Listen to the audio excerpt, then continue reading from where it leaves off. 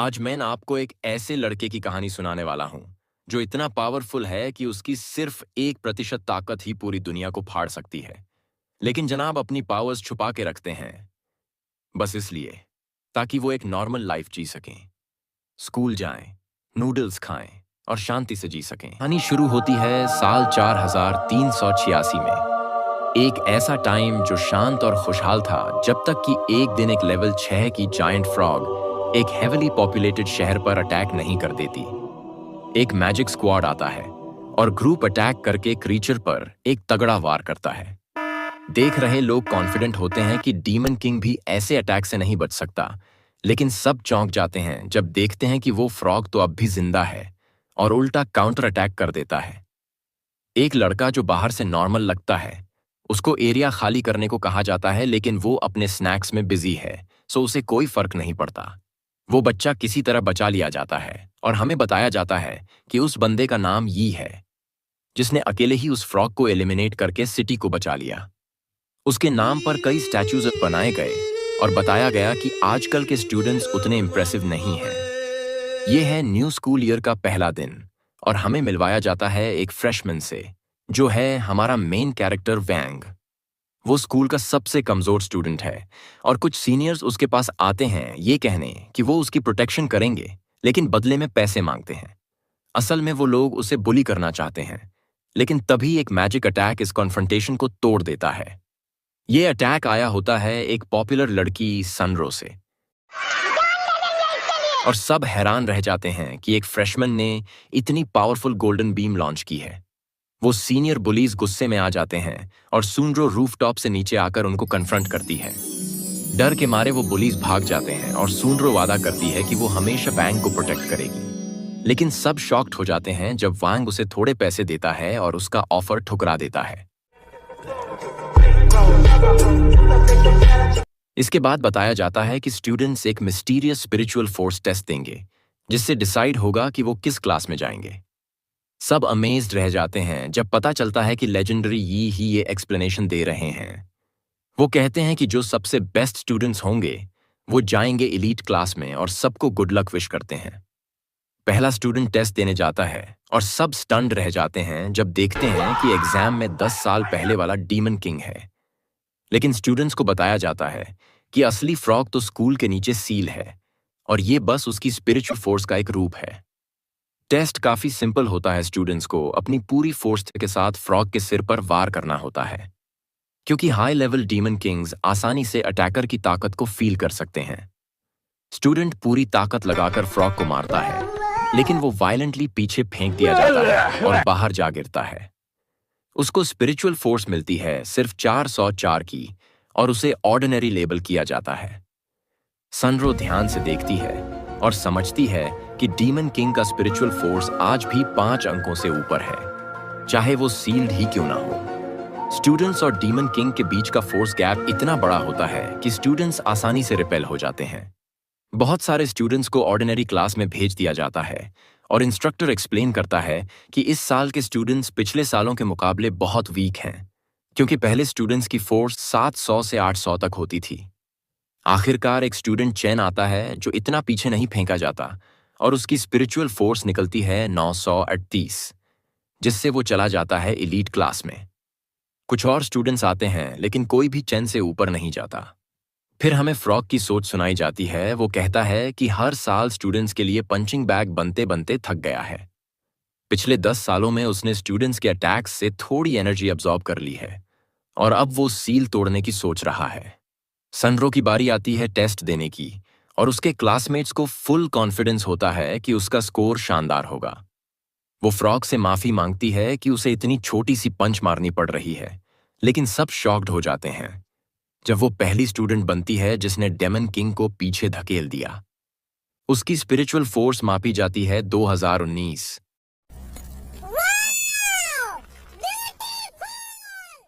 लेकिन तभी उसे एक अजीब फीलिंग आती है जब वैंग उसके पास से गुजरता है टेस्ट देने के लिए। बाकी स्टूडेंट्स उसका टेस्ट देखने में इंटरेस्ट नहीं लेते, क्योंकि वो पूरे स्कूल का सबसे वीक स्टूडेंट है। वैंग सोचता है कि 400 स्कोर ही काफी होगा ऑर्डिनरी क्लास में जाने के लिए। डीमन किंग सोचता है कि बस थोड़ी और एनर्जी अब्सॉर्ब करनी है सील तोड़ने से पहले, लेकिन तभी वो वांग को पहचान जाता है और डर जाता है। फ्लैशबैक में दिखता है कि डीमन किंग ने कभी लेजेंडरी यी को आसानी से हरा दिया था, लेकिन तभी एक छोटा लड़का आता है और उसकी जान की बाजी लगाता है। लेकिन वो अपनी जान नहीं देता, बल्कि डीमन किंग को एक जोरदार किक मारता है और बोलता है कि उसे स्नैक्स खाते वक्त परेशान होना पसंद नहीं। अब साफ होता है कि वैंग ही वो बच्चा था जिसने बचपन में डीमन किंग को हराया था।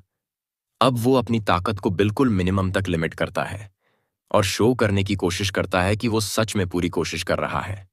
वो एक बहुत ही वीक सा बैटल क्राई देता है और जैसे ही वो अटैक करता है, एक एनर्जी बर्स्ट सब कुछ छुपा देता है। डीमन किंग डिफीट हो जाता है और स्क्रीन पे एक रिडिक्युलस सा स्पिरिचुअल फोर्स स्कोर दिखता है। सब डिसबिलीफ में होते हैं कि स्कूल का सबसे कमजोर स्टूडेंट फ्रॉग को मार देता है, लेकिन वैंग जानता है कि उसने क्रीचर को छुआ भी नहीं। एक स्टूडेंट हैगो सोचता है कि जरूर सनरो ने डीमन को वीकन कर दिया था और वांग ने बस उसकी लास्ट हेल्थ को खत्म किया। लेकिन सच में डीमन किंग अपनी मौत फेंक करके स्पिरिचुअल बॉडी में बदल कर भाग जाता है। किसी को भी कुछ ठीक से नहीं पता, लेकिन इंस्ट्रक्टर डिसाइड करता है कि वैंग को इलीट क्लास में भेजा जाएगा। बाद में हम देखते हैं कि इलीट क्लास को मिस पैन पढ़ा रही हैं और पहली लेसन है समनिंग पर। वो समझाती हैं कि स्पिरिचुअल बॉडीज हर जगह होती हैं और स्टूडेंट्स को एक पैसेज बनाना होता है जिससे वो स्पिरिट को बुला सकें। जितनी ज्यादा स्पिरिचुअल फोर्स होगी, उतना बड़ा पैसेज बनेगा और उतना पावरफुल बीस्ट समन होगा। चेन सबसे पहले ट्राई करता है और बहुत ड्रामेटिक इनकेंटेशन करता है। वेन से ब्लड सैक्रिफाइस करता है डिवाइन ड्रैगन समन करने के लिए, लेकिन सब हंस पड़ते हैं जब उसे एक पिंक वॉन्ड मिलता है। हेगो और बाकी स्टूडेंट्स भी फेल हो जाते हैं, लेकिन सब अमेज्ड होते हैं जब सनरो एक पेट जैसा स्पिरिट समन करती है। बाहर से वो हम्बल दिखती है, लेकिन अंदर से फ्रस्ट्रेटेड है कि वो पावरफुल बीस्ट समन नहीं कर पाई। मिस पैन नोटिस करती हैं कि वांग ने शायद लेसन समझा ही नहीं और फिर से समझाने का ऑफर देती हैं।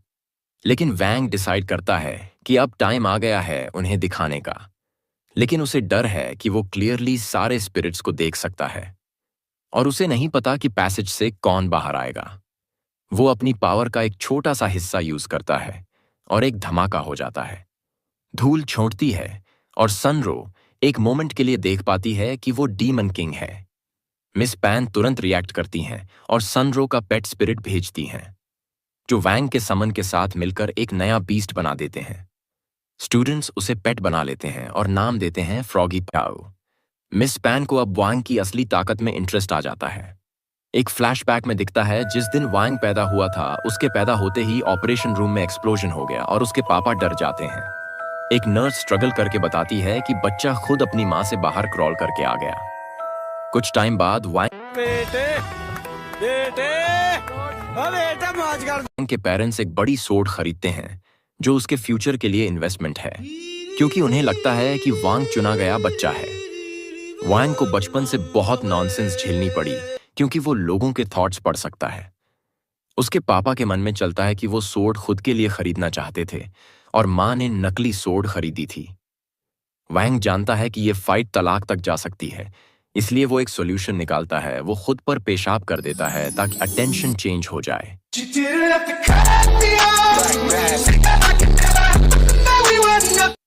और ये ट्रिक काम कर जाती है। तभी से उसने डिसाइड किया कि अपनी इमेंस पावर्स छुपाकर रखेगा। लेकिन 6 साल की एज में गलती से फ्रॉग को मार बैठता है और उसके पेरेंट्स सब देख लेते हैं। उन्हें डर लगता है कि कहीं गवर्नमेंट एक्सपेरिमेंट्स ना करे, इसलिए वो सब सीक्रेट रखते हैं। पेरेंट्स पूरी लाइफ उसकी पावर कंटेन करने की कोशिश में लगे रहते हैं, लेकिन अब वो टीनेजर बन चुका है और स्टील यूटेंसिल्स भी उसके पास आते ही टूट जाते हैं। उसकी माँ चाहती है कि वो एक नॉर्मल लाइफ जिए और वैंग सोचता है कि ये सब प्रूफ है कि उसे अपनी ताकत छुपानी ही पड़ेगी। वो सोशल गैदरिंग्स और फैंसी प्लेसेस से भी दूर रहता है, सिवाय जब बात हो ड्राई नूडल्स की। एक दिन एक आदमी पूरी दुकान खरीद लेता है और कहता है कि जो भी सनरो को वोट देगा उसे आइटम फ्री में मिलेगा। स्टूडेंट्स अग्री नहीं करते, लेकिन सनरो आती है और अपनी चार्म से सबको मना लेती है। चेन रेजिस्ट करता है और कहता है कि फेयर इलेक्शन होना चाहिए। वांग कहता है कि वो 5 वोट्स देगा अगर उसे 5 पैक ड्राई नूडल्स मिले। सनरो मान जाती है और सोचती है कि वांग ने सबके खिलाफ जाकर उसकी हेल्प क्यों की। उसकी चार्म और वांग की एग्जाम्पल देखकर सब मान जाते हैं। चेन फिर भी अपोज करता है, लेकिन सनरो उसे ड्रिंक देती है और गार्ड नोटिस करता है कि वो एक एबिलिटी यूज कर रही है, आर्ट ऑफ सिडक्शन। ये स्पेल सभी फ्रेशमैन पर डालती है और वो सब इसके कंट्रोल में आ जाते हैं। सनरो वैंग को ढूंढती है, लेकिन वो जा चुका होता है। उसका गार्ड उसे वो गोल्डन पिल देता है जो वांग छोड़ गया था। असल में वांग के पास सिर्फ एक वोट था, लेकिन वो 5 नूडल्स ले गया था। गिल्ट में उसने वो पिल उसे दे दी जो उसे खुद खानी पड़ती थी। अगले क्लास में आर्ट ऑफ सिडक्शन सिखाई जाती है जो माइंड कंट्रोल के लिए यूज होती है, लेकिन सिर्फ उसी पर कास्ट हो सकती है जिसने कास्टर से कोई गिफ्ट लिया हो। वांग समझ जाता है कि सनरो ने गिफ्ट क्यों दिए थे और खुश होता है कि उसने पिल दे दी। सनरो सोचती है कि शायद वांग उसे पसंद करता है और उसे स्ट्रॉन्गर बनाने के लिए ये पिल दी है। लेकिन वांग तो बस नूडल्स के लिए थैंक यू कहना चाहता था और शॉक्ड रह जाता है जब देखता है कि सनरो ने वो पिल खा ली। इंस्ट्रक्टर बताता है कि स्पिरिचुअल फोर्स खत्म होने से भी स्पेल टूट जाती है और सनरो कोलैप्स कर जाती है। उसे फ्रंट में बुलाया जाता है डेमो के लिए, लेकिन वो गिर जाती है। तब वैंग उसे बचाता है और डेमो करता है। इंस्ट्रक्टर इम्प्रेस्ड होता है। इलेक्शन में चेन जीतता है और इंस्ट्रक्टर फोन पर रिवील करता है कि उसे सब पता था और वो वैंग की पावर से बहुत प्रभावित हुआ है। रात को सनरो सोचती है कि वांग ने उसे हर्ट क्यों किया जब उसने उसकी इतनी हेल्प की थी, और अब वो उसे दिमाग से निकाल ही नहीं पा रही। उसके सिर पर स्पेल का सिंबल भी दिखता है। अगले दिन स्टूडेंट्स प्रिपेयर करते हैं एक क्लास के लिए जिसमें पिल रिफाइनमेंट सिखाई जाएगी, और वो कंपेयर करते हैं कि कौन कौन से फर्नेसेस लेकर आए हैं। कुछ स्टूडेंट्स लेटेस्ट टेक्नोलॉजी लाए होते हैं और कुछ बस सस्ते नॉक-ऑफ्स। चेन एंट्री लेता है और बताता है कि वो अपने फैमिली का पुराना कॉल्ड्रन यूज करेगा जो जनरेशन से पास होता आया है, और वो सोचता है कि इससे वो सनरो को इम्प्रेस कर देगा। लेकिन जैसे ही सनरो आती है, वो उसे पूरी तरह इग्नोर करती है और सीधे वांग को बुलाती है। म्यूजिक।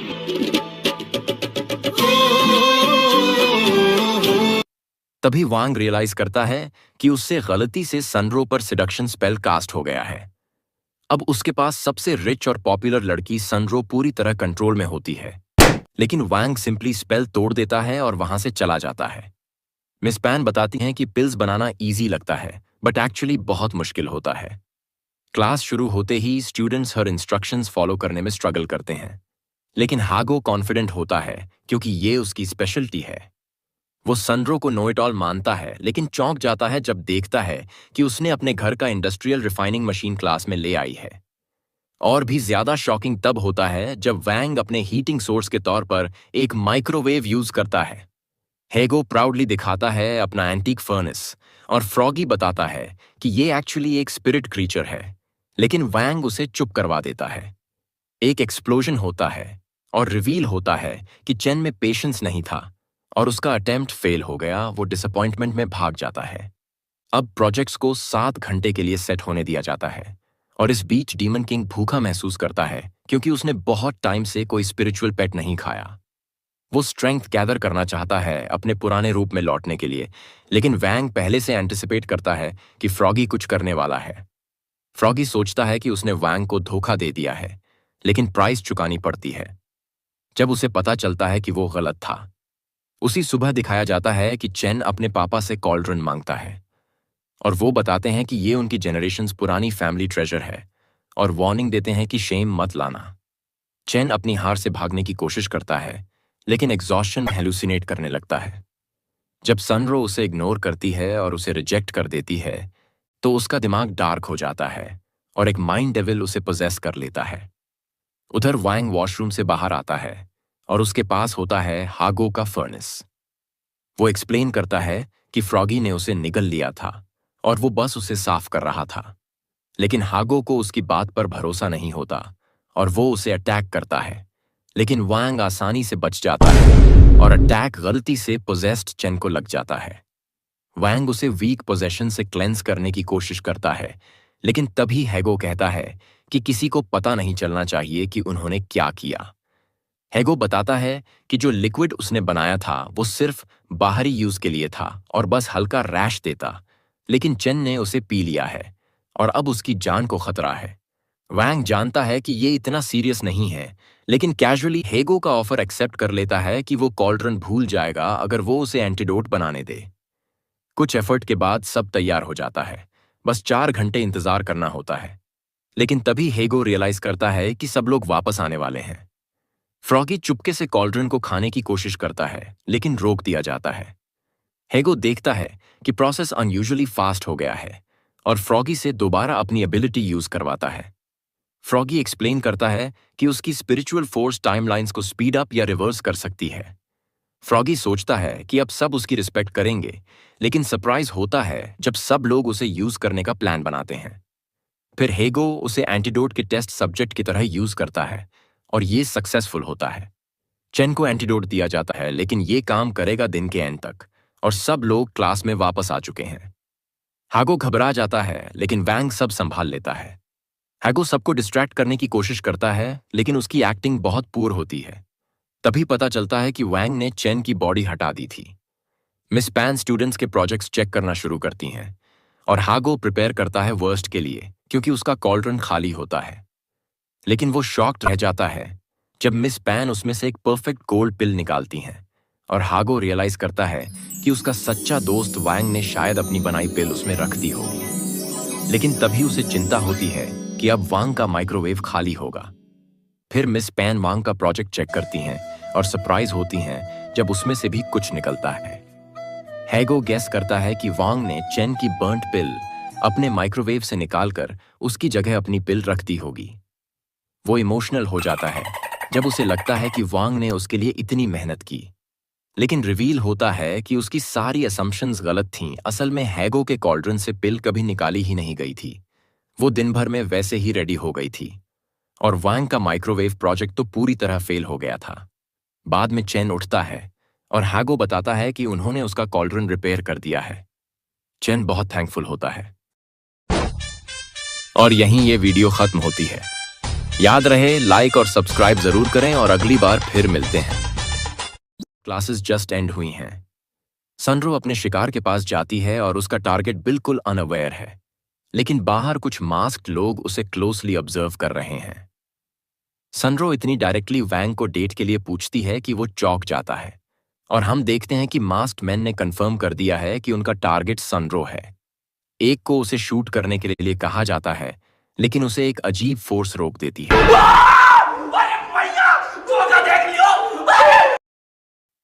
वैंग से कोई रिस्पॉन्स ना मिलने पर सनरो डेस्परेटली उससे कहती है कि वो उसे डेट करे। बाकी लड़के जेलस हो जाते हैं। वैंग बस पीसफुली जीना चाहता है और तभी उसे प्रिंसिपल के ऑफिस बुलाया जाता है, जिससे उसे थोड़ी राहत मिलती है।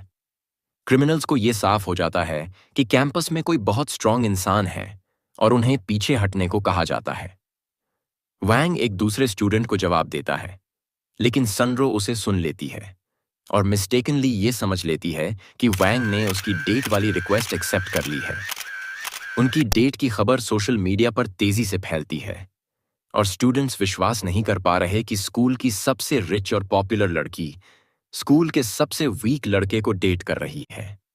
वैंग प्रोफेसर के ऑफिस पहुंचता है और वहां उसकी मुलाकात होती है लेजेंडरी मास्टर यी से, जिसने सालों पहले दुनिया को बचाया था। लेकिन जब वो दोनों अकेले होते हैं, यी रिवील करता है कि वो वांग को बचपन से जानता है, जब उसने 10 साल पहले 1000-year-old डीमन किंग को सिर्फ एक किक से हरा दिया था। यी को उस दिन का सब कुछ याद है जब वांग ने एक ही किक में 1000-year-old डीमन किंग को खत्म कर दिया था। उस दिन सारा क्रेडिट यी को मिल गया था, लेकिन वो मानता है कि वांग ही असली मास्टर है। वो ये भी बताता है कि तभी से वो उसे ढूंढ रहा है ताकि वांग उसे ट्रेन कर सके। लेकिन वांग को कोई इंटरेस्ट नहीं है। वो एक खास टेक्निक इस्तेमाल करता है जिसे वो कहता है ट्रिक ऑफ फॉरगेटिंग। अगर ये एबिलिटी 100% पर यूज की जाए तो सामने वाला इंसान पूरी तरह से उस घटना को भूल सकता है, लेकिन उसे वेजिटेटिव स्टेट में भी डाल सकती है। इसलिए वैंग इस एबिलिटी को सिर्फ 50% पर यूज करता है। इसके बाद फ्रॉगी उसे इन्फॉर्म करता है कि असैसिन्स आसपास हैं। रात को वैंग को सनरो के प्रपोजल का एक नाइटमेयर आता है, लेकिन वो चौंक जाता है जब वो उसे अपने घर के बाहर खड़ी देखता है। वैंग की जिंदगी का सबसे बड़ा मकसद है अपनी इमेंस पावर्स को छुपाकर रखना, और वो कोई ऐसा काम नहीं करना चाहता जिससे उसका सीक्रेट बाहर आ जाए। उसे उम्मीद थी कि उसके माता पिता भी यही सोचेंगे, लेकिन वो तो एक्साइटेड हैं कि उसका डेट होने वाला है। वैंग की माँ उसे समझाती है कि नर्वस होने की कोई बात नहीं है, और उसके पापा उसे बोलते हैं कि वो उनके अच्छे जीन्स को आगे बढ़ाए। फिर रिवील होता है कि सनरो ने उसके पेरेंट्स को मना लिया है एक महंगे न्यूट्रिशनल पिल्स के बॉक्स से। वैंग का पिता मानता है कि ये पिल्स उसकी माँ को और भी ब्यूटीफुल बना देंगी। उसके माता पिता जबरदस्ती उसे बाहर भेज देते हैं ताकि वो डेट पर जाए, और वैंग साइलेंटली ये सोचता है कि काश फिर से असैसिन्स आ जाएं। अब टैबलॉइड्स भी इस नए कपल को फॉलो कर रही होती हैं और वही काम असैसिन्स को भी करने को कहा गया है। सनरो उसे एक बहुत बड़े अम्यूजमेंट पार्क ले जाती है जो उसकी फैमिली का है और जो उसने सिर्फ इस एक दिन के लिए पूरी तरह खाली करवा दिया है। वो अपने गार्ड्स को पीछे हटने को कहती है और वैंग को कहती है कि आज वो ही उसे प्रोटेक्ट करेगा। थोड़ी देर बाद असैसिन्स उस पार्क में गार्ड्स को बाहर कर देते हैं और कपल अपनी पहली अट्रैक्शन तक पहुंचता है। एक असैसिन सनरो को शूट करने की कोशिश करता है, लेकिन वैंग उस गोली को हवा में पकड़ लेता है और उसी दिशा में वापस भेज देता है। उसका मूवमेंट इतना फास्ट था कि किसी को कुछ दिखा ही नहीं। सनरो को लगता है कि जब वांग ने टीथ दिखाए तो वो एक प्यारी सी स्माइल थी सिर्फ उसी के लिए। वैंग फिर से अपनी ट्रिक ऑफ फॉरगेटिंग यूज करता है और असैसिन को ये इल्यूजन हो जाता है कि वो पीछे रिकॉयल की वजह से गिरा। पूरा दिन वैंग अटैक्स थ्वार्ट करता है और हर बार लोगों की मेमोरी इरेज करता जाता है ताकि कोई कुछ याद न रखे। वो हर बार सीन को ऐसे सेट करता है कि सबको लगे कुछ हुआ ही नहीं। फिर वैंग को आखिरकार एक ऐसा अट्रैक्शन मिल जाता है जो उसे पसंद आता है और वो सोचता है कि अब शायद थोड़ी शांति मिल जाए। लेकिन असैसिन्स अभी भी उनका पीछा कर रहे होते हैं और फेरिस व्हील तक पहुंच जाते हैं। दूसरी तरफ ये भी फील करता है कि अब ट्रबल आने वाला है। सनरो ने पहले से ही फायरवर्क्स प्लान किए हुए होते हैं, लेकिन वो बस वैंग का ध्यान डिस्ट्रैक्ट कर देते हैं। फिर असैसिन्स अचानक उन दोनों को हॉस्टेज बना लेते हैं। लेकिन इस सिचुएशन में भी वांग सोचता है कि कम से कम अब उसे थोड़ी शांति मिली है। सनरो उन्हें कन्फेस करने के लिए मजबूर करती है कि वो शैडो फैक्शन से हैं और फिर कहती है कि उन्हें ये बात किसी को नहीं बतानी चाहिए। हम देखते हैं कि यी की हीरो स्क्वाड वहां पहुंचने लगती है और सनरो वैंग को प्रोटेक्ट करने की कोशिश करती है। वो असैसिन से कहती है कि वो उसे छोड़ दें क्योंकि वो तो बस एक इनोसेंट है। सनरो साफ साफ एक्सप्लेन करती है कि वो ही उनका असली टारगेट है और बार बार उनसे रिक्वेस्ट करती है कि वांग को जाने दिया जाए। लेकिन वांग अब इन असैसिन से काफी इंतहा तक इरिटेट हो चुका है। वो बस हल्के से हाथ हिलाता है और वो क्रिमिनल्स हवा में उड़ जाते हैं। वो उन्हें बिना ज्यादा हिले हुए हरा देता है एक पावरफुल टेक्निक से जिसका नाम है मर्सी ऑफ बुधा। ये सब देखकर यी स्टन्ड रह जाता है। वहीं सनरो की आंखों को भी यकीन नहीं होता कि वांग ने ये सब इतनी आसानी से कर दिया। वांग सनरो से प्रॉमिस करवाता है कि जो कुछ भी आज हुआ है वो सिर्फ उन दोनों के बीच एक सीक्रेट रहेगा। सनरो अग्री कर जाती है और तभी रिवील होता है कि ये पहली बार था जब वांग ने अपनी एबिलिटी का 100% वर्जन यूज किया, ट्रिक ऑफ प्रॉमिस। इससे सनरो के दिमाग में दिन की सारी मेमोरीज सील हो जाएंगी ताकि उन्हें इरेज करने की जरूरत न पड़े। इस बीच शैडो फैक्शन की लीडर गुस्से से भरी होती है क्योंकि उन्होंने अपने क्लाइंट को डिसअपॉइंट किया है। उनका असैसिनेशन मिशन फेल हो चुका है क्योंकि सनरो बच गई। उसके सबऑर्डिनेट्स को अब लगने लगता है कि शायद सनरो के पास कोई बहुत पावरफुल प्रोटेक्टर है, इसलिए प्लान काम नहीं कर पाया। लेकिन वो औरत ये मानने को तैयार नहीं है। वो कहती है कि सनरो जैसे किसी इंसान को उनके ग्रुप का 100% सफलता दर खराब करने का मौका नहीं मिलेगा। और फिर वो इश्यू करती है शैडो किल ऑर्डर।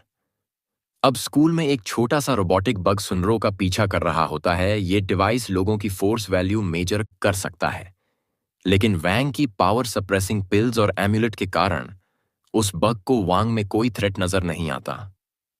दूसरी तरफ स्कूल के लड़के वांग के साथ उसकी डेट के बारे में डिटेल्स जानना चाहते हैं और हम देखते हैं कि सनरो अब वैंग के लिए पहले से भी ज्यादा इन्फैचुएटेड हो चुकी है। हालांकि अब उसे स्कूल के सर्वेलेंस के तहत रखा जाएगा क्योंकि वो एक बार टारगेट बन चुकी है। लेकिन जब उससे पूछा जाता है कि क्या उसे असैसिन्स के बारे में कुछ पता है, वो झूठ बोलती है और कहती है, मुझे तो कुछ नहीं पता। वैंग को इस बात की तसल्ली होती है कि उसका ट्रिक ऑफ प्रॉमिस सच में काम कर रहा है। फिर वो रिवील करता है कि उसने उन असैसिन्स को उसी रात डील कर दिया था। और बाद में हम देखते हैं कि उसने ये भी इंश्योर किया था कि सबको लगे जैसे यी ने ही उन असैसिन्स को हराया हो। असल में वांग ने यी की मेमोरी को चेंज कर दिया था ताकि उसे लगे कि उसने खुद क्रिमिनल्स को हराया था, और इससे वांग खुद स्पॉटलाइट से दूर रह सके।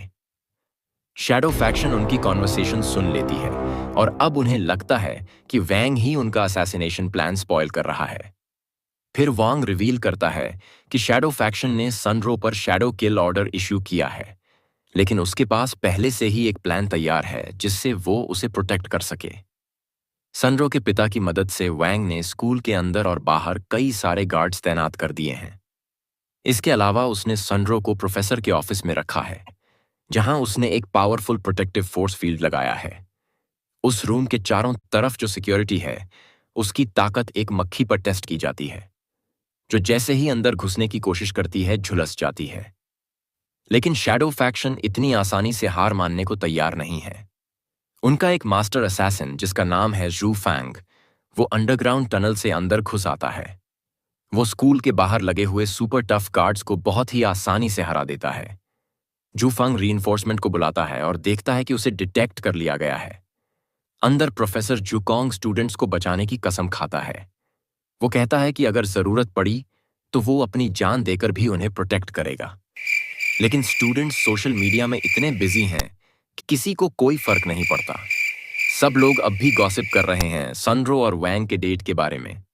जुकोंग खुद भी उस गॉसिप में शामिल होने की कोशिश करता है और मैसेजिंग में जंप कर जाता है। स्कूल के अंदर मौजूद गार्ड्स को अपनी एबिलिटीज पर पूरा कॉन्फिडेंस होता है, क्योंकि उनका लेवल बाहर के गार्ड्स से भी ज्यादा हाई है। लेकिन तभी एक नया असैसिन आता है जो टॉक्सिन्स में मास्टर है। उसका नाम है जू यिंग। वो आते ही अंदर के सारे गार्ड्स को इंस्टेंटली डिफीट कर देता है। जू यिंग कहता है कि अब बाकी गार्ड्स को जू फंग संभालेगा, और वो खुद आगे बढ़ता है, लेकिन तभी उसे एक डेडली अटैक को डॉज करना पड़ता है और रिवील होता है कि ये अटैक प्रोफेसर जुकोंग ने किया है। अब शैडो फैक्शन की बॉस स्क्रीन पर देखती है कि रूम में सिर्फ 5 लोग बचे हैं, और उनके सबसे खतरनाक असैसिन जू जियन फाइनली कहता है कि वो अब अटैक करने के लिए रेडी है। जू जियन एक ऐसा असैसिन है जो अपनी प्रेजेंस को पूरी तरह कंसील कर सकता है, यानी उसे कोई देख या डिटेक्ट नहीं कर सकता। उसके पास एक मैजिकल हैमर है जिसमें इनॉर्मस पावर है। वो पिछले काफी समय से पावर गैदर कर रहा है, और अब उसका प्लान है कि वो एक ऐसा अनस्टॉपेबल अटैक अनलीश करेगा जो मास्टर यी के सील को भी चकनाचूर कर देगा।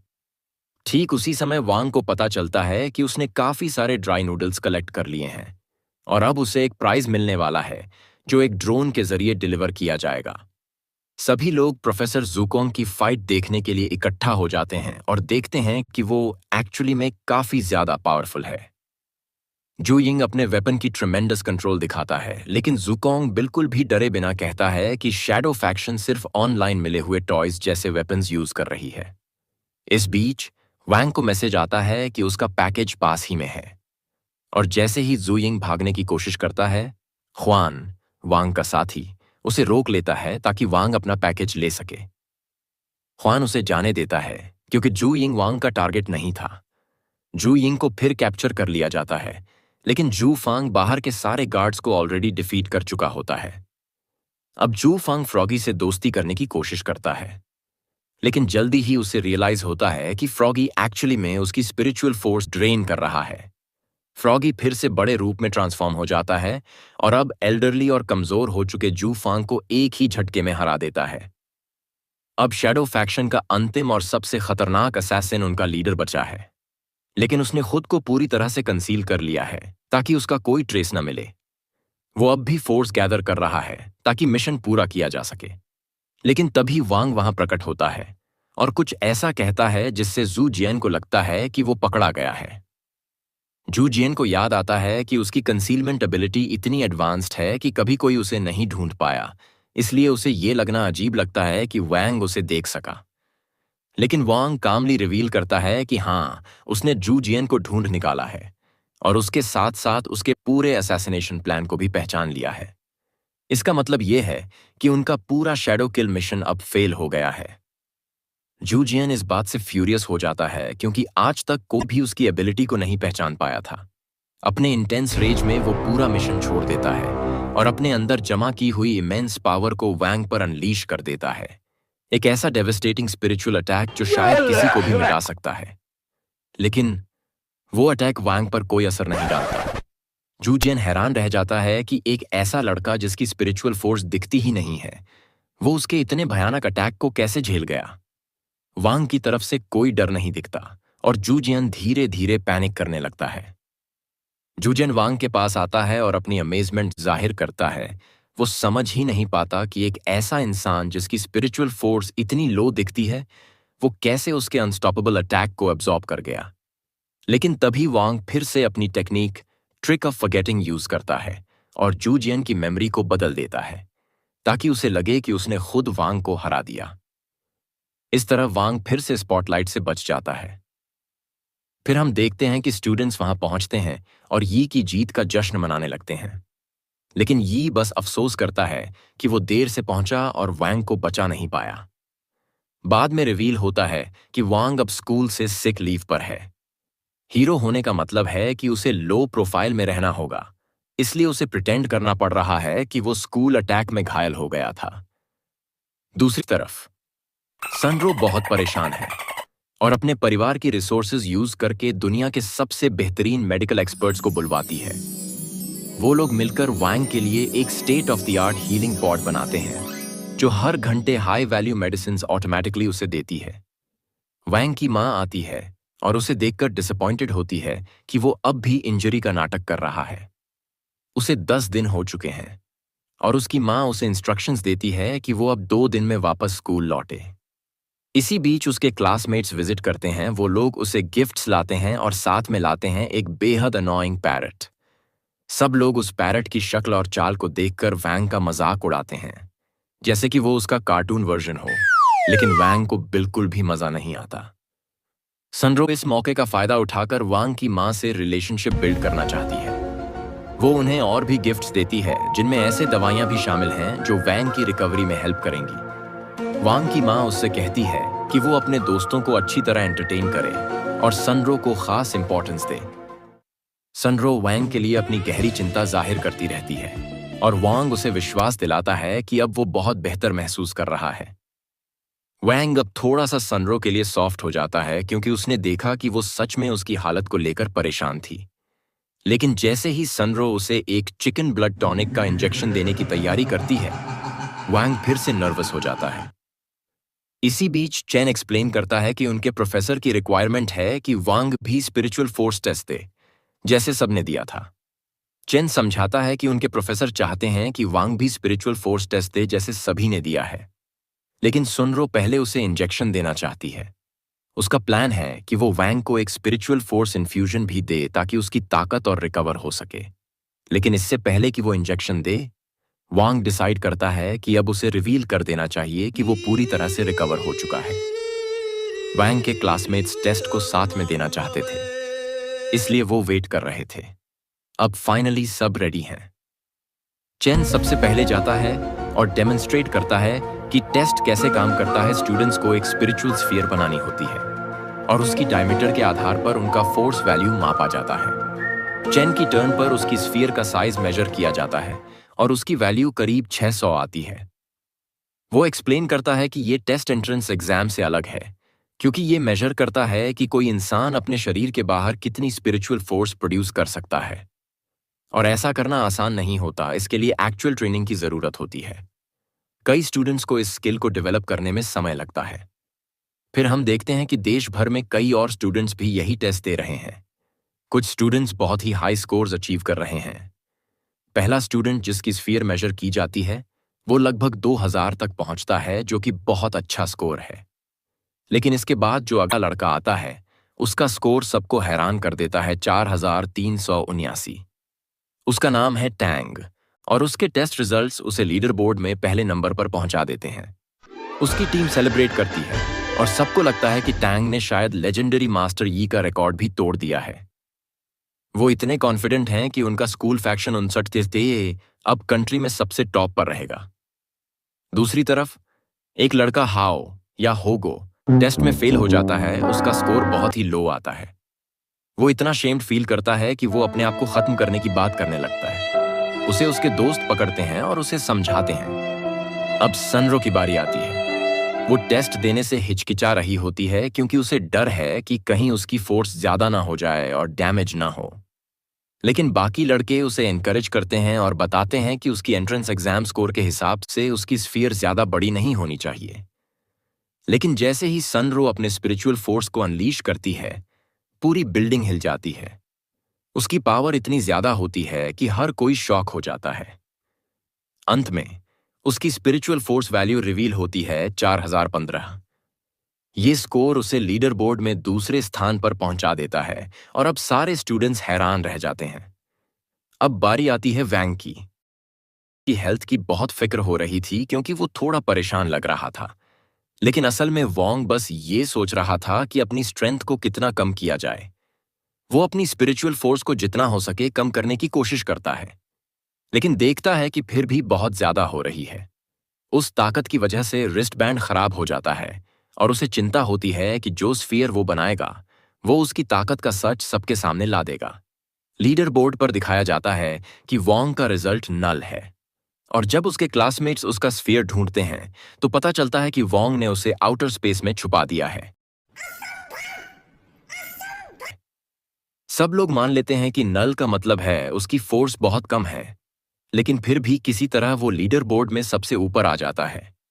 वोंग इसे सिस्टम एरर कह के टालने की कोशिश करता है, लेकिन उसके दोस्त इंसिस्ट करते हैं कि अब तो मान लो कि तुम देश के सबसे पावरफुल स्टूडेंट हो। उसे समझ नहीं आता कैसे रिएक्ट करे, लेकिन लकीली वो लोग मजाक कर रहे थे। बाद में वोंग हेगो से कहता है कि वो अपने एक्सेप्शनल हैकर स्किल्स से रैंकिंग सिस्टम को हैक करे।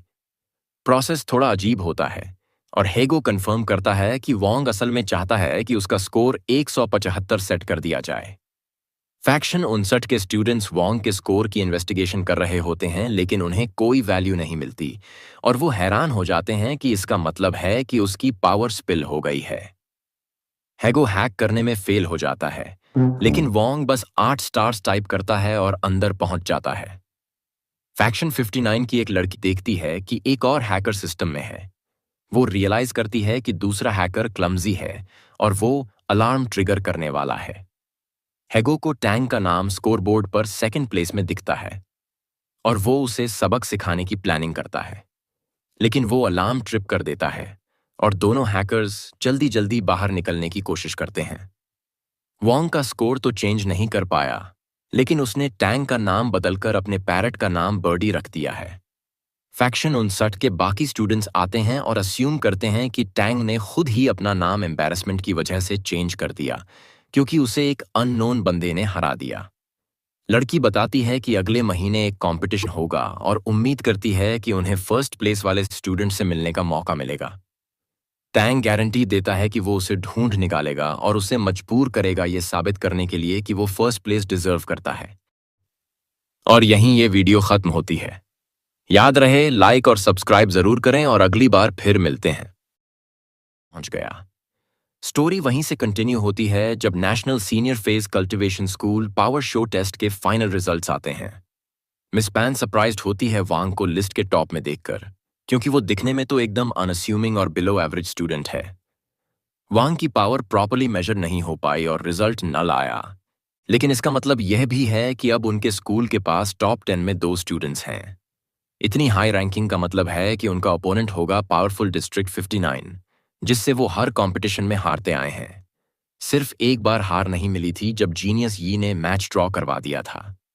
यी को पूरा यकीन है कि अपकमिंग टूर्नामेंट पहले से ज्यादा इंटरेस्टिंग होगा। सोर्ड टूर्नामेंट करीब आ रहा है और स्टूडेंट्स अपने एक्सेप्शनल स्किल्स दिखा रहे हैं प्रिपरेशन के लिए। उनमें सबसे इंप्रेसिव है डिस्ट्रिक्ट 59 का प्रेसिडेंट टैंग। हैगल की हैकिंग स्किल्स के कारण सब उसे टैंग बर्डी बुलाते हैं, जो उसे बिल्कुल पसंद नहीं। टैंग बर्डी थर्ड रैंक वाली सन रोंग को, जो फैक्शन 60 की मेंबर है, कॉम्प्लीमेंट करता है और उसे टूर्नामेंट के लिए गुड लक विश करता है।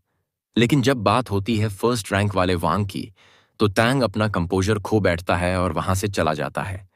मिस पैन शॉक्ड रह जाती है ये जानकर कि उनका स्कूल यानी डिस्ट्रिक्ट 60 सिर्फ फ्रेशमैन को ही भेज रहा है सीनियर टूर्नामेंट में, क्योंकि उनके सीनियर स्ट्रांग नहीं हैं।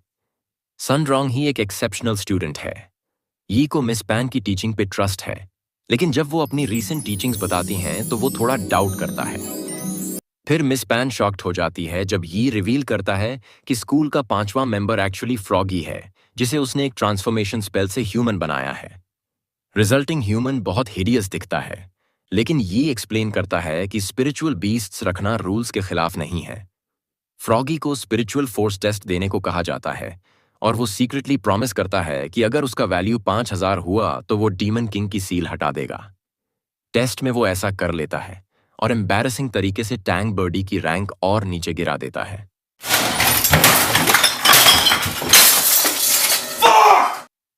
उस रात डिस्ट्रिक्ट 60 के स्टूडेंट्स स्कूल के बाद रिलैक्स कर रहे होते हैं, तभी ज़ुकोंग एक ग्रुप चैट में 5 चोजन पार्टिसिपेंट्स को अनाउंस करता है। सब सरप्राइज्ड होते हैं और चेन का प्राउड फादर उसे एक स्पिरिट सोर्ड देता है, जो उसने चेन के जन्म के समय खुद फॉर्ज की थी।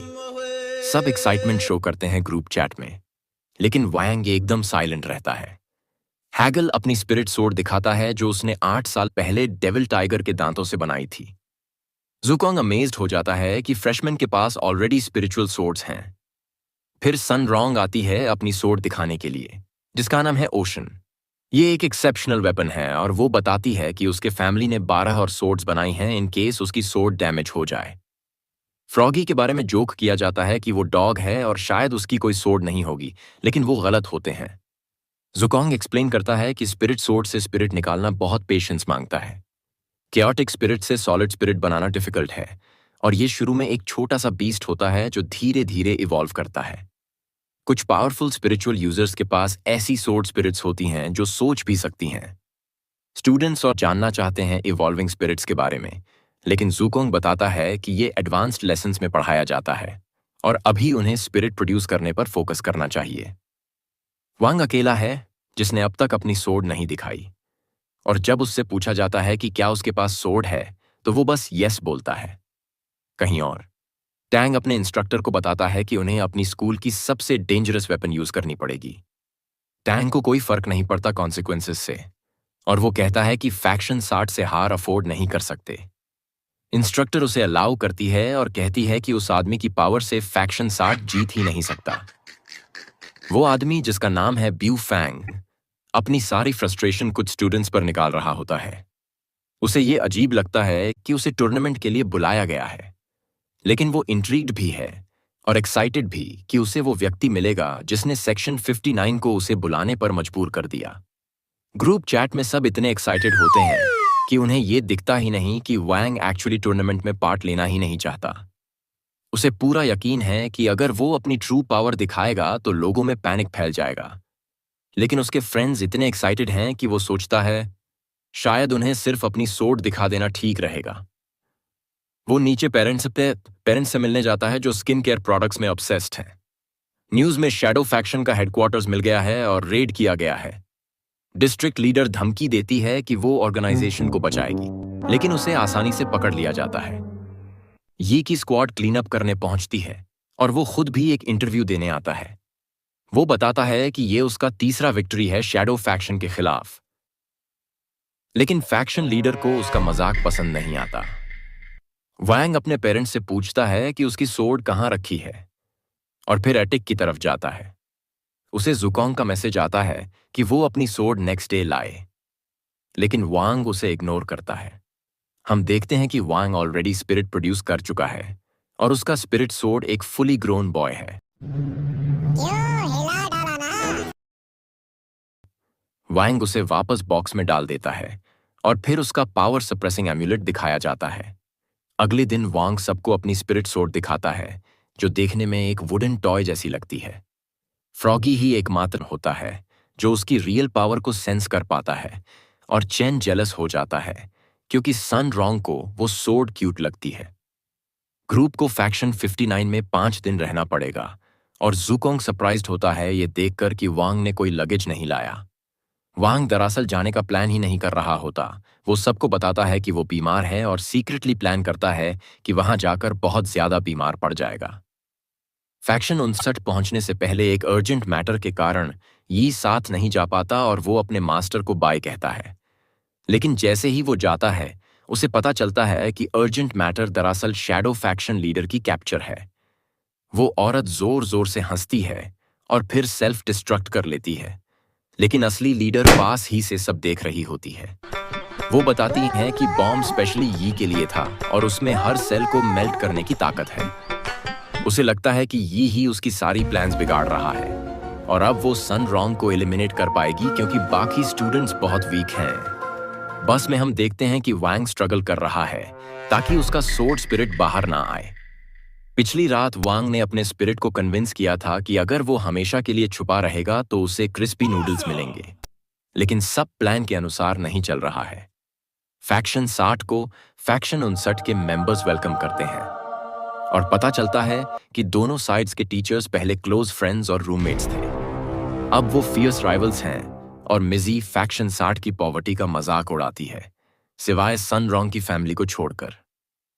मिस पैन जल्दी से पॉइंट आउट करती है कि सन रॉन्ग ने मिजी का ऑफर रिजेक्ट कर दिया था कि वो फैक्शन 59 ज्वाइन करे। वो ये भी बताती है कि फैक्शन 59 के एक स्टूडेंट के बारे में उसने बहुत बुरी बातें सुनी हैं और इसके लिए मिजी की पुअर टीचिंग को ब्लेम करती है। इतने कुछ के बीच वैंग को फेक इलनेस का कोई अच्छा मौका नहीं मिल पाता और तभी मिजी एक एबिलिटी यूज करती है जो उसकी फोर्स वैल्यू टेस्ट करती है। टेस्ट में वैंग की स्पिरिट फोर्स वैल्यू सिर्फ 5 आती है और वो मौका देखकर प्रिटेंड करता है कि उसे बहुत हर्ट हुआ है। ठीक उसी समय शैडो फोर्स लीडर भी वहां पहुंच जाती है और वैंग का सोर्ड स्पिरिट बताता है कि उसका एम्यूलेट टूट रहा है। थोड़ी देर में वो टूट जाता है और वैंग की डेविस्टेटिंग पावर थोड़ी सी अनलीश हो जाती है। वो एनर्जी दूर दूर तक महसूस की जाती है। वैंग का सोर्ड स्पिरिट बताता है कि उसने पहले ही वार्निंग दी थी, लेकिन वांग ने उसे एम्यूलेट से दबा दिया। अब उसे जल्दी से पावर सप्रेसिंग पिल लेनी पड़ेगी, वरना उसकी पावर और भी ज्यादा अनलीश होकर उसे अनस्टेबल बना देगी। आसपास के लोग कंफ्यूज्ड हैं और अस्यूम करते हैं कि मिजी की एबिलिटी से ये सब हुआ। टैंग कहता है कि ये उसकी वजह से नहीं हुआ और सोचता है कि शायद ये सब बूफैंग की वजह से हुआ, जो दूर से देख रहा होता है। दूसरी ओर एक्सप्लोजन वाली जगह पर हम देखते हैं कि बॉम्ब एक्चुअली यी ने लास्ट मोमेंट पर स्टॉप कर दिया था और शैडो फैक्शन लीडर डिसाइड करती है कि वो अभी के लिए पीछे हटेगी क्योंकि उसके पास दूसरा प्लान है। कई अनएक्सपेक्टेड चीजें हुई हैं, लेकिन वैंग खुश है कि उसका फेक हर्ट वाला प्लान काम कर रहा है। लेकिन टैंग को शक होने लगता है कि वांग ही शायद उस डेविस्टेटिंग स्पिरिचुअल फोर्स शॉक के पीछे था। वो सन रॉन्ग को उनके पुराने एनकाउंटर की याद दिलाने की कोशिश करता है, लेकिन सन रॉन्ग परेशान हो जाती है क्योंकि टैंग उसकी वार्निंग्स को इग्नोर करता है। स्कूल सेक्रेटरी बाई बीच में आकर अटैक रोकता है और टेंशन बढ़ने लगती है। टैंग कहता है कि उसे अपनी फ्रेंड की चिंता करने की जरूरत नहीं क्योंकि उसकी अच्छे से देखभाल की जाएगी। लेकिन वैंग का बॉडी अचानक फ्लेम्स में बर्स्ट हो जाता है और मिजी मुश्किल से उसे बैंडेज कर पाती है। सन रॉन्ग को लगता है कि ये सब टैंग की वजह से हुआ और वो उस पर अटैक करने की कोशिश करती है, लेकिन ज़ुकोंग उसे रोकता है और रिमाइंड करता है कि कंपटीशन में फाइट का पूरा मौका मिलेगा। टैंग को एहसास होता है कि बू फैंग ही कल्प्रिट था और वो रिलीव्ड होता है कि कम से कम एक ओपोनेंट ऑलरेडी इन्फर्मरी में पड़ा है। डॉक्टर्स शॉक्ड होते हैं ये देखकर कि वांग का बॉडी कास्ट से गायब हो गया है और ऊपर हम देखते हैं कि उसका सोर्ड स्पिरिट सोच रहा होता है कि क्या वो ठीक है। वैंग एक एबिलिटी यूज करता है एस्केप करने के लिए, लेकिन इससे एम्यूलेट और भी डैमेज हो जाता है। अगर वो स्पिरिट फोर्स कुछ बार और यूज करेगा तो एम्यूलेट बर्स्ट हो जाएगा और एक तबाही मचा देगा जो दुनिया को डिस्ट्रॉय कर सकती है। वैंग अर्जेंटली अपने फादर को कॉल करता है जो नया एम्यूलेट लेकर आने वाला है और फिर वो फैक्शन 59 से चुपके से निकलने की तैयारी करता है। बाकी स्टूडेंट्स जिम्नेजियम पहुंचते हैं जहां सोर्ड कंपटीशन के रूल्स एक्सप्लेन किए जाते हैं। मैप में 5 ऑल्टर्स होते हैं जिनमें अलग अलग एलिमेंट्स होते हैं। जब कोई सोर्ड ऑल्टर में रखी जाती है तो उसकी टीम को पॉइंट्स मिलने लगते हैं और जितने ज्यादा ऑल्टर्स कंट्रोल में होंगे उतनी तेजी से स्कोर बढ़ेगा। कहीं और वैंग एक्सप्लेन करता है कि वो लॉस्ट है और वो गाइडेंस ट्रिक यूज नहीं कर सकता क्योंकि इससे एम्यूलेट पूरी तरह टूट जाएगा। लकीली उसका सोर्ड स्पिरिट एग्जिट को सेंस कर लेता है। टैंग पॉइंट आउट करता है कि फैक्शन 60 के पास सिर्फ 4 पार्टिसिपेंट्स हैं और हैगल भी यही कहने की कोशिश करता है फैक्शन 59 के लिए। लेकिन टैंग जल्दी से बताता है कि उनका 5th मेंबर पहले से ही वहीं है। बुफैंग सरप्राइजिंग फैशन में एंट्री करता है और हैगल तुरंत समझ जाता है कि वो कितना डेंजरस है। बुफैंग कहता है कि अगर सन रॉन्ग उसका फ्लावर एक्सेप्ट कर ले तो वो साइड बदल देगा और फैक्शन 59 को बिट्रे कर देगा। वो बताता है कि फैक्शन 60 बहुत डिसएडवांटेज में है और उसके स्विच करने से टीम्स बैलेंस हो जाएंगी। चेन उसे सन रॉन्ग से दूर रहने को कहता है, लेकिन बुफैंग की इमेंस स्पिरिचुअल प्रेशर से वो दूर जा गिरता है। बुफैंग को उसका हेजिटेट करना पसंद नहीं आता और वो चेन पर अपना गुस्सा निकालता है। उसका अटैक रूथलेस होता है, लेकिन चेन को अपने पिता से मिले आइडियल्स उसे हार मानने नहीं देते। लेकिन बुफैंग आइडियलिस्टिक लोगों का विल तोड़ने में मजा लेता है। वो सर्जिकल प्रिसिजन से चेन का आर्म हटा देता है और उसे दूर फेंक देता है। तभी वैंग अचानक से प्रकट होता है और अपने फ्रेंड को पकड़ लेता है। टीचर्स समझ जाते हैं कि बुफैंग कौन सी पावर यूज कर रहा है, नेगेटिव एनर्जी, जिसे एनाइलेशन कहते हैं। जब negative energy positive spiritual force से टकराती है तो एक मैसिव स्पिरिचुअल एनर्जी बनती है जिसे एनाइलेशन कहा जाता है। फ्रॉगी भी उसे रिकॉग्नाइज करता है और सोचता है कि बुफैंग की पावर तो कुछ भी नहीं, अगर वांग का एम्यूलेट टूट गया तो। सीन बहुत टेंस होता है, लेकिन वांग उसी समय अपने पापा का कॉल उठाता है और कहता है कि वो अभी नहीं मिल सकता। बुफैंग कंफ्यूज्ड हो जाता है क्योंकि उसे पूरा यकीन था कि चेन का आर्म तो उसने डिस्ट्रॉय कर दिया था। लेकिन हम देखते हैं कि वांग ने ट्रिक ऑफ रिपेयरिंग से उसे इंस्टेंटली रिस्टोर कर दिया। अपने फ्रेंड को बचाने के बदले अब उसका एम्यूलेट टूटने की कगार पर आ गया है। बुफैंग को वांग से कोई स्पिरिचुअल फोर्स सेंस नहीं हो रही, लेकिन वो इंट्रीग्ड है और उसकी स्ट्रेंथ टेस्ट करना चाहता है। लेकिन वांग बिल्कुल अनइंटरेस्टेड रहता है। वो बुफैंग का फ्लावर लेकर सन रॉन्ग को दे देता है। कंपटीशन शुरू होने ही वाला है और हम देखते हैं कि यी को शैडो फैक्शन के नेक्स्ट मूव का पता चल चुका है। वांग बाकी ग्रुप से पीछे रह जाता है क्योंकि वो फैक्शन 59 की लिमिटेड एडिशन क्रिस्पी नूडल्स खरीदना चाहता है। शैडो फैक्शन की बॉस एक स्टूडेंट बनने का नाटक करती है, लेकिन बुफैंग उसे पकड़ लेता है क्योंकि उसने स्कूल की सारी सुंदर लड़कियों की लिस्ट याद रखी है। वो बताती है कि वो कितनी डेंजरस है, लेकिन बुफैंग को ये पसंद आता है और कहता है कि अगर वो उसकी गर्लफ्रेंड बन जाए तो वो हर प्लान में मदद करेगा। वो फिर से रिजेक्ट कर देती है और बुफैंग को ओल्ड हैक कहने पर मारती है। वो बताती है कि जिसने लास्ट टाइम उसे ये कहा था वो अब कब्र में है और उस पर घास उग आई है। उसका पावरफुल अटैक भी बुफैंग को और एक्साइट कर देता है, लेकिन उसकी नेगेटिव एनर्जी अब भी उस लड़की को इम्प्रेस नहीं कर पाती और वो उसे सिर्फ हैंड जेस्चर्स से हरा देती है। उसी मोमेंट वांग कैजुअली अपने प्रेशियस क्रिस्पी नूडल्स उठा लेता है और लड़ाई के सीन पर पहुंचता है, जहां उसे समझ आता है कि अब उस लड़की के इरादे साफ हैं कि वो अब उसे भी अटैक करने वाली है। कहानी वहीं से आगे बढ़ती है जब शैडो फैक्शन लीडर ने बुफेंग और वांग दोनों को पकड़ लिया है। वो इमॉर्टल बाइंडिंग रोप्स से बंधे होते हैं और एक बूढ़े आदमी की निगरानी में रहते हैं। वो औरत वांग को सनरो के लिए इंपॉर्टेंट बताकर टॉन्ट करती है, लेकिन उसे अंदाजा नहीं है कि वो एक बहुत ही खतरनाक स्पिरिचुअल बॉम्ब से खेल रही है। अगर वांग का एम्यूलेट टूट गया तो उसकी नेगेटिव एनर्जी पूरे वर्ल्ड को डिस्ट्रॉय कर देगी। वो औरत उसे फोर्स वैल्यू कम होने के लिए मॉक करती है। वैंग की सोर्ड स्पिरिट जिनके उसे वार्न करती है कि एम्यूलेट इनफेक्टिव हो गया है और अब खुद वांग को अपने इमोशंस कंट्रोल करने होंगे ताकि पावर कंट्रोल से बाहर ना हो। वो औरत चाहती है कि वांग हार मानकर सर झुका ले, लेकिन वो गुस्से में आ जाता है। तभी जिनके उसे रिमाइंड करता है कि आज क्रिस्पी नूडल्स पर ह्यूज सेल है और वो काम हो जाता है। वो औरत खुश होकर बुफेंग के सिर से निकले बाल ले लेती है अपने प्लान के लिए। वहीं मिस पैम मिजी के स्टूडेंट्स को ट्रबलसम कहती है और मिजी कहती है कि उसके लाए स्टूडेंट्स तो कम से कम किसी डॉग से बेटर हैं।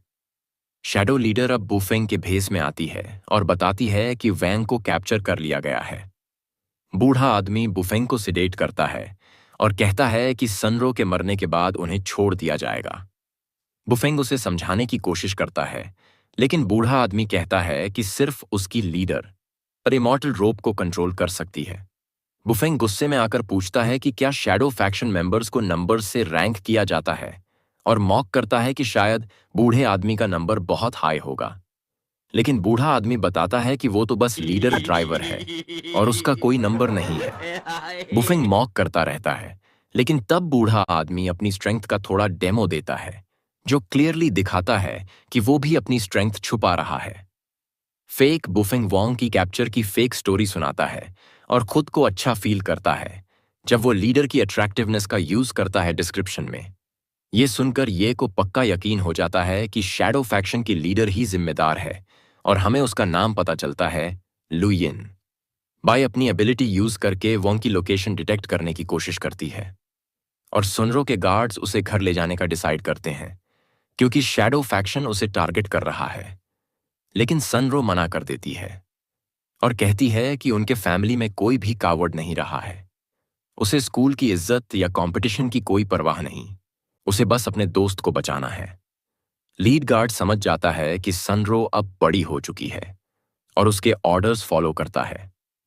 जब बूढ़ा आदमी डिस्ट्रैक्ट होता है, बुफिंग हुआंग को बताता है कि उसे पता है कि उसमें कुछ पावर छुपी हुई है। उसे तब एहसास हुआ जब वांग ने चेन का कट गया हाथ रिस्टोर कर दिया। लेकिन वांग फास्ट अस्लीप है और सिर्फ जिनके के बुलाने पर उठता है, और अब वो रिलैक्स फील करता है क्योंकि उसे कंपटीशन में पार्टिसिपेट नहीं करना। तभी बूढ़ा आदमी आता है और बूफेंग हेल्प के लिए चिल्लाता है, लेकिन कोई फायदा नहीं क्योंकि बूढ़ा आदमी अपनी स्ट्रेंथ फिर से दिखाता है। वैंग के फ्रेंड्स वहां पहुंचते हैं और डिस्ट्रिक्ट 59 के स्टूडेंट्स नोटिस करते हैं कि बूफेंग अजीब तरह से बिहेव कर रहा है। बूढ़ा आदमी पहले से भी ज्यादा पावरफुल लगता है क्योंकि वो रेस्क्यू क्रू को अपने ड्रिंक से निकाले गए छोटे बेरीज से अटैक करता है। जब बेरीज खत्म हो जाते हैं तो वो अपनी अगली ताकत रिवील करता है और माफी मांगता है कि उसे इतनी ब्रूटल तरीके से फाइट खत्म करनी पड़ रही है। सनरो अपने गार्ड्स को डिफेंड करती है और अपनी स्ट्रेंथ से बूढ़े आदमी को सरप्राइज कर देती है। बाहर वांग का फादर अंदर जाने से रोक दिया जाता है और सोचता है कि अंदर क्या चल रहा है।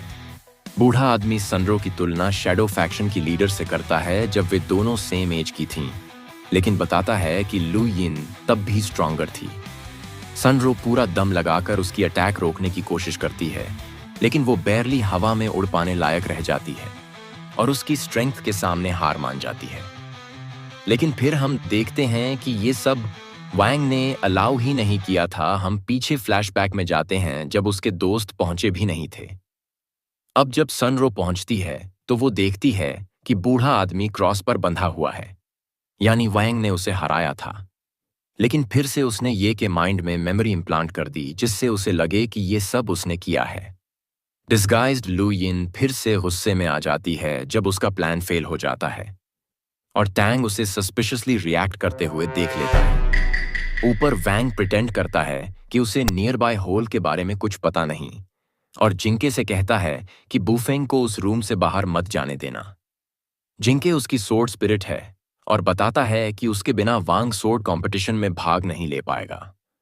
लेकिन वांग को कोई फर्क नहीं पड़ता क्योंकि उसका मकसद कंपटीशन कैंसिल करवाना है अगर फैक्शन 59 के पास सिर्फ 4 पार्टिसिपेंट्स होंगे। लेकिन वांग शॉक्ड रह जाता है जब वह कंपटीशन में बूफेंग को देखता है और सोचता है कि ये कैसे पॉसिबल है। पार्टिसिपेंट्स के फोन्स ले लिए जाते हैं और उन्हें कम्युनिकेशन डिवाइसेस दिए जाते हैं। हम देखते हैं कि जिंके अपनी जॉब कर रहा है, लेकिन वांग को कुछ भी पता नहीं। अब वांग को पार्टिसिपेट करना पड़ेगा उस कंपटीशन में जिससे वो बचने की पूरी कोशिश कर रहा था, और अब वो अपने फ्रेंड्स की कोशिशें देखकर जेन्युइनली बेस्ट देने का प्लान करता है। पास ही बाई अपनी एबिलिटी यूज करती है और बताती है कि वो जल्द ही ओपोनेंट्स की स्पिरिचुअल फोर्सेस के बारे में हर डिटेल जान लेगी। स्टूडेंट्स प्रिपेयर करते हैं टेलीपोर्ट होने के लिए अरीना में, और डिस्गाइज्ड लू यिन वाव करती है कि अब वो सनरो को एलिमिनेट कर देगी।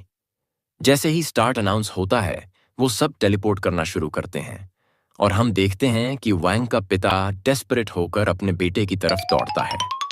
वैंग नोटिस करता है कि उसका पिता उसे रिप्लेसमेंट एम्यूलेट ला रहा है, लेकिन अब बहुत देर हो चुकी है।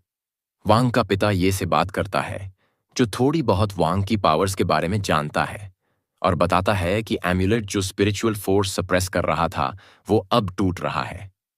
एक शॉर्ट फ्लैशबैक में हमें दिखता है कि वांग इतना चुप क्यों रहता है। उसका एम्यूलेट उसकी इमेंस स्पिरिचुअल फोर्स को ही नहीं, उसके इमोशंस को भी सप्रेस करता है। अरीना के अंदर बुफेंग गायब है और बाय पॉइंट आउट करती है कि उसकी स्पिरिचुअल फोर्स उसके रिकॉर्ड से मैच नहीं कर रही। टैंग सरप्राइज नहीं होता और वॉर्न करता है कि अगली बार जब वो बुफेंग को देखें तो सावधान रहें।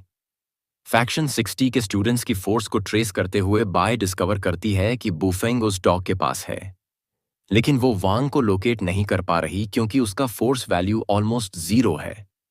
टैंग डिटर्मिन करता है कि वो शायद ऑल्टर ऑफ वुड के पास है क्योंकि वहां और कोई नहीं है, और लियांग नाम का स्टूडेंट एक्साइटेडली उसकी तरफ निकल पड़ता है। दूसरा स्टूडेंट जो मिसिंग है वो है हागो, जो पास ही छिपा हुआ है। वो प्रिटेंड करते हैं कि उन्होंने उसे नोटिस नहीं किया, लेकिन मोमेंट बाद हमला करते हैं, पर सरप्राइज हो जाते हैं जब पता चलता है कि वो तो एक फेक था और असली हैगो एस्केप कर चुका है। फैक्शन 59 के स्टूडेंट्स अलग अलग हो जाते हैं फैक्शन 60 के मेंबर्स को खोजने के लिए, और हागो रिग्रेट करता है कि उसे अपना एक स्टैंड इन ऑलरेडी यूज करना पड़ा जो काफी महंगा पड़ा। उसने डिटर्मिन किया है कि लियांग उनके ग्रुप का सबसे कमजोर है और वो वांग के साथ मिलकर उस पर हमला करने की योजना बनाता है। चेन नोटिस करता है कि फैक्शन 59 ऑलरेडी पॉइंट्स अक्यूमुलेट करना शुरू कर चुका है और एक ऑल्टर की तरफ भागता है, लेकिन वहां का टेरेन डेंजरस होता है और उसे डैमेज होता है। उसे ऑल्टर कैप्चर करने की इंस्ट्रक्शंस मिलती हैं और उसे लगता है ये बाय ने दी हैं। बेआई क्लेम करती है कि ऑल्टर उसका है और चेन कहता है कि वो उसे फर्स्ट अटैक करने दे देगा। चेन शॉक्ड रह जाता है जब बाय कोई अटैक नहीं करती, लेकिन फिर रियलाइज करता है कि उसने एक्चुअली फर्स्ट मूव कर लिया है। उसकी एबिलिटी है वेब ऑफ डायमेंशंस, जो नर्वस सिस्टम को इन्वेड कर सकती है और फॉल्स सिग्नल्स जनरेट करके बॉडी को कंट्रोल कर सकती है। मिस इसी शायद अपनी स्टूडेंट को देख रही होती हैं और जूकोंग सोचते हैं कि चेन कितनी तकलीफ में होगा। दूसरी तरफ फ्रॉगी फेक बुफेंग से लड़ रहा होता है और उसे अपनी एबिलिटी से सरप्राइज कर देता है। वो नेगेटिव एनर्जी डिवावर कर सकता है। लियांग वुड ऑल्टर पर पहुंचता है और वांग को मरा हुआ समझकर इग्नोर करता है, लेकिन वांग मरा नहीं होता और फ्रॉगी की नेगेटिव एनर्जी डिवावरिंग प्लान सुनते ही उठ जाता है। नियर बाय फाइट से इनफ एनर्जी मिलने पर वो अपनी सील तोड़ सकता है।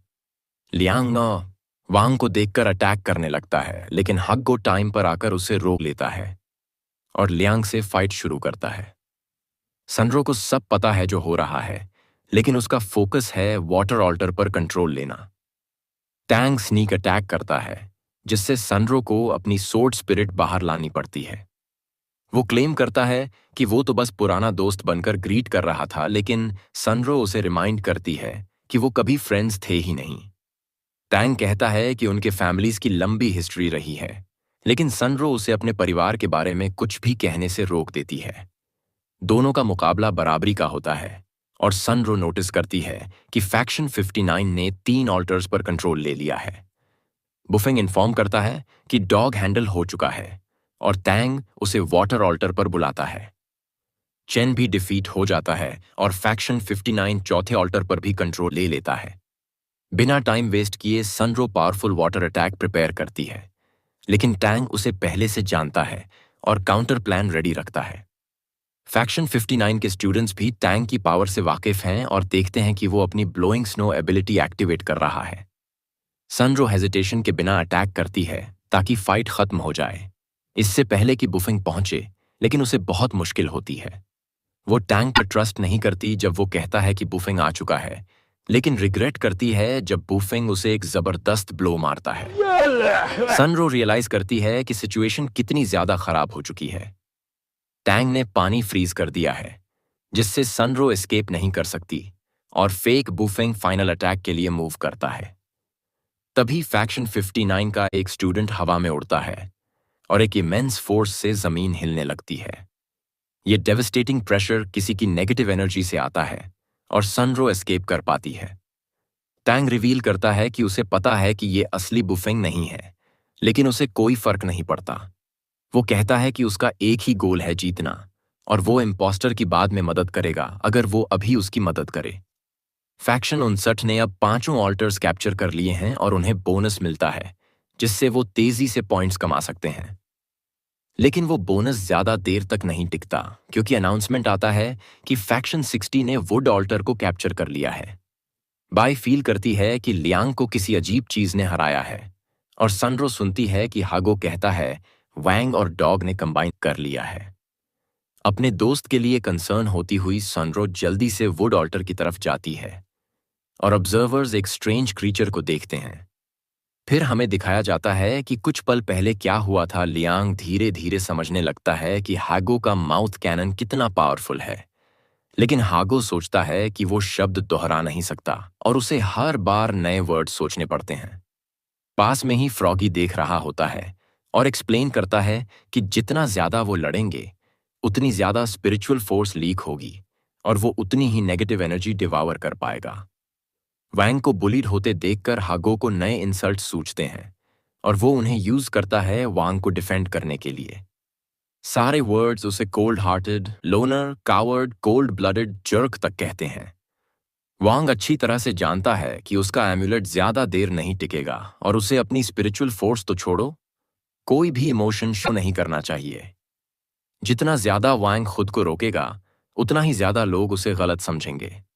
एक इमोशन जो वांग ने कभी महसूस नहीं किया था अब अंदर से फूटने वाला है और वो है एग्रीवेशन। इमेंस पावर उसके बॉडी से निकलने लगती है, लेकिन फ्रॉगी आता है और कहता है कि वो उसकी नेगेटिव एनर्जी खुद डिवावर कर लेगा। वैंग रिलीव्ड फील करता है ये जानकर कि उसे अपनी स्पिरिचुअल फोर्स खुद से यूज नहीं करनी पड़ेगी, लेकिन फ्रॉगी डर जाता है क्योंकि उसकी कैपेसिटी लिमिटेड है। लेकिन अब बहुत देर हो चुकी है और दोनों कंबाइन होकर बन जाते हैं एक shockingly fierce thing. Liang point out करता है कि वो असल में एक डॉग और इंसान का फ्यूजन है, लेकिन जल्दी ही उसे डर लगने लगता है वैंग के नए फॉर्म से। सिर्फ एक हल्का टच और लियांग को ऐसा लगता है जैसे उसे ट्रेन ने टक्कर मारी हो। वो इंस्टेंट में गायब हो जाता है और हम देखते हैं कि वही स्टूडेंट हवा में उड़ रहा था। हैगो इसका क्रेडिट लेता है कि उसने इंसल्टिंग करके वैंग को ओवरपावर बना दिया और दोनों वुड ऑल्टर कैप्चर कर लेते हैं। मिस जी एडमायर्स करती हैं ज़ुकोंग को कि उसने अपने स्टूडेंट्स को इतनी अमेजिंग एबिलिटी सिखाई और वो भी ट्रेनिंग मांगती हैं। हमें पता चलता है कि बाद में ज़ुकोंग अपने डॉग को खुद के साथ फ्यूज करने की कोशिश करता है, लेकिन फेल हो जाता है। बाय एक्सप्लेन करती है कि लो फोर्स वैल्यू वाले वांग ने डॉग के साथ फ्यूज करके कुछ बहुत ही ज्यादा पावरफुल बना दिया है और वो फायर ऑल्टर भी ऑलरेडी कैप्चर कर चुका है। अब वो अगले ऑल्टर की तरफ बढ़ता है और बाय बताती है कि वो सनरो को लोकेट नहीं कर पा रही, लेकिन उसे भागना पड़ेगा क्योंकि नया फ्यूज्ड क्रीचर उसके पास आ रहा है और फैक्शन 59 के मेंबर्स स्क्रैम्बल करते हैं फायर ऑल्टर को वापस लेने के लिए। टैंग सोचता है कि वो वांग को वाटर ऑल्टर पर एम्बुश कर दे, लेकिन रियलाइज करता है कि इससे उसकी पूरी टीम बाकी ऑल्टर्स लूज कर सकती है। इसलिए वो डिसाइड करता है कि वांग को अवॉइड ही करना बेहतर है और बाकी ऑल्टर्स पर कंट्रोल लेने पर फोकस करता है। चेन जाग जाता है, रेडी टू फाइट उस लड़की से जिसने उसे हराया था, और वांग ऑल्टर सीज कर लेता है। चेन शॉक्ड रह जाता है वांग के अजीब फैशन चॉइस को देखकर और खुश हो जाता है ये जानकर कि अब उनके पास 3 ऑल्टर्स का कंट्रोल है। चेन अपनी खुशी नहीं छुपा पाता और भी ज्यादा खुश हो जाता है जब पहली बार वांग को मुस्कुराते देखता है, लेकिन वांग समझ नहीं पाता कि वो मुस्कुरा क्यों रहा है, क्योंकि उसने ऐसा पहले कभी फील नहीं किया। लेकिन उसके पिता समझ जाते हैं। ये खुशी शॉर्ट लिव्ड है क्योंकि अनाउंसमेंट आता है कि फैक्शन 59 ने ऑल्टर्स वापस ले लिए हैं और अब उनके पास 4 ऑल्टर्स हैं। वैंग इंस्टेंटली समझ जाता है कि तांग की स्ट्रैटेजी क्या है और जानता है कि सिर्फ ताकत से अब उसे हराया नहीं जा सकता। वैंग और ज्यादा पावर अप करता है और फ्रॉगी उससे विनती करता है कि काम डाउन कर। फ्रॉगी अपनी लिमिट पर पहुंच चुका है और अगर वो टूट गया तो दुनिया खत्म हो जाएगी। लेकिन वैंग को सारे ऑल्टर्स कैप्चर करने हैं और वो जानता है कि ये तभी पॉसिबल है जब वो और तेज हो जाए। ज़ुकोंग पॉइंट आउट करता है कि कंपटीशन के रूल्स ऐसे डिजाइन किए गए हैं कि कोई भी अकेला इंसान जीत न सके। एक 10 सेकंड का टाइमर लगाया गया है हर ऑल्टर कैप्चर से पहले ताकि ऐसा न हो सके। लेकिन वैंग फिर भी अपनी तैयारी जारी रखता है। लेकिन तभी उसे सनरो का कम्युनिकेशन आता है। उसने हैगो के साथ मिलकर एक ग्रुप बनाया है और अपने कावर्ड टीम मेट्स के झगड़े को खत्म करती है। सनरो एक्सप्लेन करती है कि इस कंपटीशन का गोल लड़ाई नहीं है, बल्कि स्ट्रेटेजिकली ऑल्टर्स को सीज करना है। फैक्शन 59 को बाय की एबिलिटी की वजह से सबकी लोकेशन का फायदा है, लेकिन उनके पास वांग जैसा पावरफुल इंसान नहीं है। फ्रॉगी सरप्राइज्ड होता है वांग को शर्माते हुए देखकर जब उसे कॉम्प्लीमेंट मिलता है और सनरो अपनी स्ट्रैटेजी बताती है। फैक्शन 59 अब वांग को अवॉइड करेगा, इसलिए वो एक ऑल्टर को आसानी से होल्ड कर सकता है। बाकी 3 को पॉइंट्स में पिछड़ने की वजह से अलग अलग होना पड़ेगा ताकि 3 ऑल्टर्स कैप्चर हो सकें। चेन को अकेले भेजा जाता है और वांग रियलाइज करता है कि जीत की अब वो नहीं बल्कि चेन होगा, और चेन इस बात से बहुत एक्साइटेड होता है। सनरो बताती है कि फैक्शन 59 ने अपने सबसे स्ट्रांग मेंबर को सबसे इंपॉर्टेंट सेंटर ऑल्टर पर रखा है। उसने डिसाइड किया है कि वो हागो के साथ मिलकर फायर ऑल्टर पर जाएगी ताकि वहां के वीकेस्ट मेंबर को हराया जा सके। फैक्शन 59 इस मूव के लिए प्रिपेयर्ड नहीं था क्योंकि उन्हें लंबा रास्ता ट्रैवल करना पड़ेगा, लेकिन सनरो ने वाटर के जरिए जल्दी मूव करने का एडवांटेज लिया। फायर ऑल्टर पर जो लड़का है उसका नाम है जांग, और उसे गुस्सा आता है ये जानकर कि उसके भाई लियांग को हागो ने हराया था। टैंग उसे ऑल्टर पर फोकस करने को कहता है, लेकिन जांग इतना एनरेज्ड होता है कि सनरो चुपके से ऑल्टर कैप्चर कर लेती है। दूसरी तरफ वांग बिल्कुल अकेला होता है जब वो वाटर ऑल्टर कैप्चर करता है, जिससे उसकी टीम के पास अब टोटल 2 ऑल्टर्स हो जाते हैं। टैंग जांग को फाइनली कन्विंस कर लेता है कि वो वापस जाए सेंटर ऑल्टर पर। फेक बुफेंग अपने उस अग्रीमेंट के बारे में सोचता है जो उसने किया था कंपटीशन जीतने में मदद करने का। वो डिसाइड करता है कि अब एक्ट करने का सही टाइम आ गया है, और तभी ऑल्टर ऑफ फायर की तरफ भागदौड़ थोड़ी धीमी पड़ जाती है।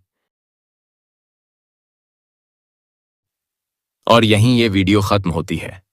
याद रहे, लाइक और सब्सक्राइब जरूर करें और अगली बार फिर मिलते हैं।